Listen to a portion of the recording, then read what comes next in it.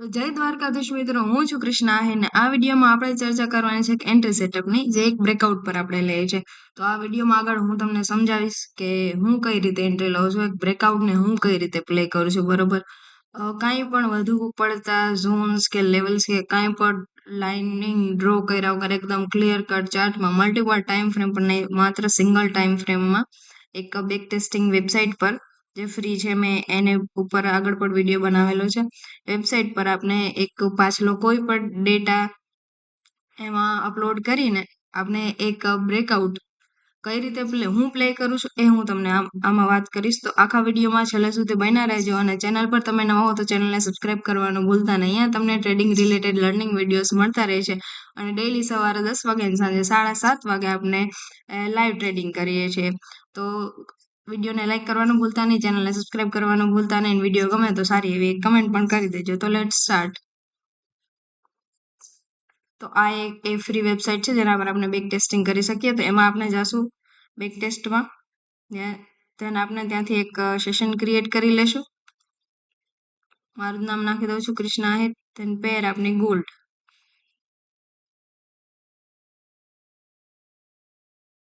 Date 1 ઓક્ટોબરની 1 લઈ લઈએ છીએ.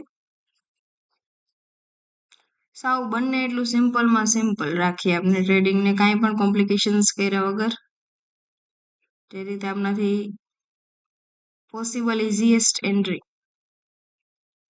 ઓકે, અહીંયાથી પ્લે કરીએ એટલે આપણે જે સેશન ક્રિએટ કર્યું છે એઝ અ ચાર્ટ પાસ્ટનો ડેટા આવી જશે.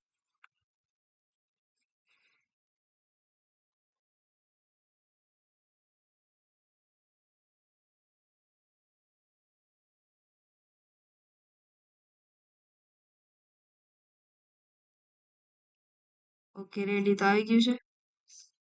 સિમ્પલ તમારે 15 મિનિટનો ટાઈમ ફ્રેમ ઓપન કરવાનો. અહીંથી ટાઈમ ચેન્જ કરવાનો ભૂલતા નહીં, કેમ કે અહીંયા બીજો ટાઈમ હોય છે. આપણે ઇન્ડિયાનો ટાઈમ કરી લેવાનો, આ વાળો. ઓકે, હવે ડન છે. ઓક્ટોબર છે. પહેલા અત્યારે માર્કેટમાં જેટલું દેખાય છે એટલું માર્ક કરીએ. આપણે એક બ્રેકઆઉટ પ્લે કરવું છે, બરોબર. માર્કેટ તમે જોવો તો 15 મિનિટમાં બુલિશ છે, એટલે આપણે એન્ટ્રી હશે અપસાઇડની જે એન્ટ્રી હશે બાયમાં જ, આપણે સેલ સાઇડની એન્ટ્રી નહીં લેશું. એન્ટ્રી ક્યાં લેવી એ માટે આ છે એ માર્કેટનું હાઈ છે, બરોબર. સિમ્પલ વસ્તુ, આથી સિમ્પલ વસ્તુ પછી કઈ હોય જ ના શકે. પ્રોપર એક્ઝેક્ટ એનું ટાઈમ ફ્રેમ પણ નહીં બદલું, 15 મિનિટનો ટાઈમ ફ્રેમ છે. અહીંયા પર જે કેન્ડલની મૂવમેન્ટ છે એ પણ હું 15 મિનિટ લઈ લઉં.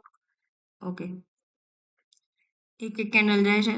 બીજું સિમ્પલ કાંઈ વસ્તુ નથી કરવાની. આપણે આપનો ટ્રેન્ડ બુલિશ છે એટલે આપણે અપસાઇડનું એક ટ્રેડ લેવાનું છે, બસ. આ હાઈ છે, હાઈને બ્રેકઆઉટ કરે ત્યારે આપણે અપસાઇડનું ટ્રેડ લેવાનું છે. અગર નથી કરતું તો ઇટ્સ ટોટલી ઓકે. અગર કરે છે તો આપણે એક બ્રેકઆઉટ ટ્રેડ લેશું. એક્ઝેક્ટ હું કઈ રીતે એન્ટ્રી લઉં છું એ હું તમને એક્સપ્લેન કરીશ. ઓકે, તો જો અહીંયા પર જે આ ઝોન હતો એનું બ્રેકઆઉટ માર્કેટ કર્યું, ક્લોઝિંગ નથી આવ્યું, બરોબર. લિક્વિડિટી એની થોડી ઘણી ટેપ કરી છે, અને હવે બધા શું કરશે, આ જે રિજેક્શન આપ્યું છે ને આ વીક થ્રુ, એમાં એન્ટ્રી લઈ લેશે. હવે અહીંયા જે લોકો એન્ટ્રી લઈ લેશે ને બાય સાઈડની, એ બધા ટ્રેપ થશે. એટલે પ્રોપર કન્ફર્મેશન એ છે કે આ જે મેં લાઈન ડ્રો કરેલી છે ને એની ઉપર ક્લોઝિંગ મળવું, ત્યાં સુધી આપણે કોઈ એગ્રેસિવ બનવાની જરૂર જ નથી. ઓકે, ગયા એસએલ. હવે આ પણ પાછું રિજેક્શન શો કર્યું છે, એટલે હજી પણ લોકો અહીંથી એન્ટ્રી લેવાની ભૂલ કરશે કરશે ને કરશે. ઓકે, એમના પણ ગયા એસએલ. જ્યાં સુધી, અને અગર એન્ટ્રી લઈ પણ લ્યો ને એસએલ ને તમે સ્પેસ આપીને આલો બહુ મોટો એસએલ રાખો, તો પણ તમારે થવાનું તો કન્સોલિડેશન જ છે ને ટ્રેડમાં. જ્યાં સુધી એમ ડાયરેક્ટ તમારું ટ્રેડ જતું નથી રહેવાનું, બરોબર. તો આપણે એવું એવું ટ્રેડ, એટલું ઉતાવળ શું હોય, એટલું એગ્રેસિવલી ટ્રેડ લઈ જ નહીં લેવાનું. હાલો તમે લઈ પણ લીધું ને તમે એસએલ ડાયરેક્ટ છે અહીંયા છે રાખ્યો, તો જવાનું નથી. પણ થવાનું તો ત્યાં કન્સોલિડેશન જ છે ને. તમારો તો મગજ ખરાબ થવાનું છે ને, સાયકોલોજી અફેક્ટ થવાની છે ને. એટલે એકદમ શાંતિથી અગર આ લાઈનની ઉપર ક્લોઝિંગ આપે તો જ ટ્રેડ લેવાનું, નહીં ત્યારે છોડી દેવાનું.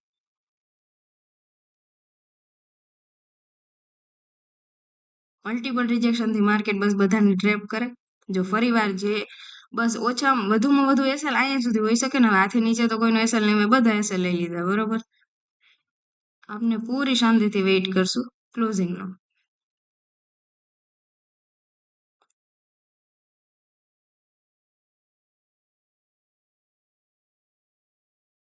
ઓકે, તો આની આ વસ્તુ જે છે આ વીકની ઉપર ક્લોઝિંગ છે, બરોબર. એક્ઝેક્ટ ત્યાં છે. એક મિનિટ, આ ફ્રી જે વેબસાઇટ છે એટલે એના ઉપર એડ આવશે, બાકી તમે પેઇડ લેશો તો ત્યાં એડ નહીં આવે, પણ એ પેઇડ લેવું એના કરતાં જોરદાર જ વસ્તુ છે. ટ્રેડર્સ કાસામાં એની પહેલા પણ આનું કોઈ પ્રમોશન વિડીયો જસ્ટ હું યુઝ કરું છું એટલે કહું છું. તો આપણે પ્રોપર ક્લોઝિંગ મળી ગયું છે, બરોબર. આ બધા સ્વિંગ્સની ઉપર ક્લોઝિંગ છે એટલે હવે આપણે અહીંથી પ્લાન કરી શકીએ. 15 મિનિટનો ટાઈમ ફ્રેમ છે, હું ટાઈમ ફ્રેમ પણ ચેન્જ નહીં કરું. આ લાઈન છે મેં વીક પર દોરેલી હતી, બોડી ઉપર ક્લોઝિંગ મળી ગયું છે, બરોબર.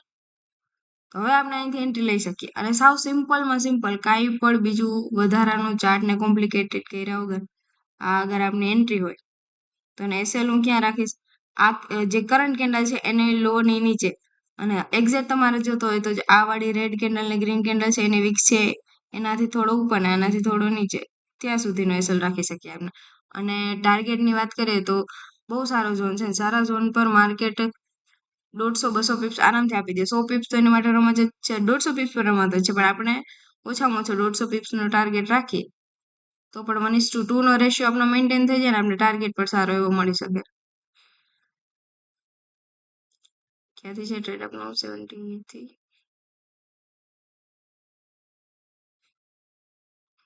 ઓકે, આપણે ટાર્ગેટ રાખી શકીએ, બરોબર. અને અહીંયાથી તમે ઓપન પોઝિશન કરશો એટલે તમને અહીં બધું બતાવશે કે તમારે પર ટ્રેડ કેટલું રિસ્ક લેવું છે, આ ટ્રેડમાં તમારું કેટલું રિસ્ક છે. તો તમારા કેપિટલનું 1% જ હંમેશા તમારે પર ટ્રેડ રિસ્ક રાખવું જોઈએ. તો એ રીતે સેટ જ છે અહીંયા 1%. તો 1% મેં એડ કરી દીધું. 1% આ ટ્રેડમાં મારું રિસ્ક રહેશે. ઓકે, તો રિસ્ક આપનું $10, ટાર્ગેટ આપનો $27 આપને મળશે, બરોબર છે. બહુ બધું મેનેજેબલ વસ્તુ જ છે. તો આપણે માર્કેટને આગળ મૂવ કરીએ. ઓકે, જોઈ શકો છો તમે, એક કેન્ડલ થઈ છે જોરદાર. એવું ના હોય કે 15 મિનિટ પર ટ્રેડ લીધું તો સ્વિંગ થઈ જશે, બહુ લાંબુ ટ્રેડ થઈ જશે, આખો દિવસ હાલશે, એવું કોઈ વસ્તુ એવી જરૂરી જ નથી. 5 મિનિટ પર જોઈને તમને બને એટલું જલ્દી તમારું સેટઅપ બરાબર હોવું જોઈએ, તમારો ઝોન બરોબર હોવો જોઈએ, બાકી તમને ટાર્ગેટ મળી જ રહે છે ઇઝીલી. આ ઝોનની લિક્વિડિટી સ્વીપ થઈ જ ગઈ છે, તમે અહીંયાથી પછી પાર્શિયલ પર બુકિંગ કરી શકો છો, પણ આપણે આપણા ફૂલ ટાર્ગેટ માટે વેઇટ કરીએ. ઓકે, જોઈ લ્યો તમે કેટલું ઇઝીલી ટાર્ગેટ મળી ગયું આપણે, કેટલું ઇઝીલી. જસ્ટ તમે અહીંયા ટ્રેપમાં ના ફસાવ ને, પ્રોપર કન્ફર્મેશન. આ ટોટલી ટ્રેપ હતું ને મોસ્ટલી જે બિગનર્સ ટ્રેડરો ને અહીંયા ફસાઈ જ ગયા હોય, અહીંયા બધા લિક્વિડેટ થઈ જ ગયા હોય, બધા ફસાઈ ગયા હોય. એટલા માટે ક્લોઝિંગ કેટલું જરૂરી છે, કન્ફર્મેશન કેટલું જરૂરી છે, અને આપણું જે સેટઅપ છે એ એક વખત જોરદાર હોય ને પછી આપણે ખાલી કન્ફર્મેશનનો વેઇટ જ કરવાનો છે. એન્ટ્રી મિસ થઈ જાવી એ કોઈ લોસ નથી. એન્ટ્રી મિસ થવાથી નહીં બીવાનું, એન્ટ્રી મિસ થઈ જાય છે, જાય છે ટ્રેડ તો જવા દેવાનું, ઇટ્સ ટોટલી ઓકે, બરાબર. એની કોઈ ચિંતા કરવાની જ નહીં કે આપણી એન્ટ્રી મિસ થઈ જશે. આપને કન્ફર્મેશન મળે તો જ ટ્રેડ લેવાનું, નહીંતર ઇગ્નોર કરવાનું. પૈસા અગર બચશે ને તો બનશે, અગર બચશે જ નહીં તો તમે શું બનાવી લેશો એનાથી.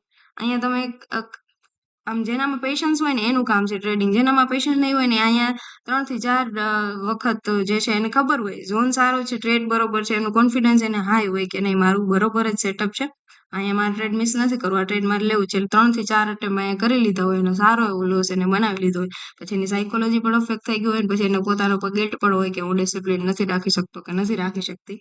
એટલા માટે આ વસ્તુ નહીં કરવી. એકદમ પ્રોપરલી પેશન્સ સાથે માર્કેટને જવું હોય વ્યવસ્થિત રીતે તો કન્ફર્મેશન આપે જ છે, આપણે એનો વેઇટ કર્યા બાદ જ એન્ટ્રી લેવાની થાય. તો હું આ રીતે બ્રેકઆઉટ પ્લે કરું છું. આઈ હોપ કે તમને સારું એવું શીખવા મળ્યું. જે થોડું ઘણું નોલેજ મારી પાસે છે એ તમને મળ્યું હશે ને.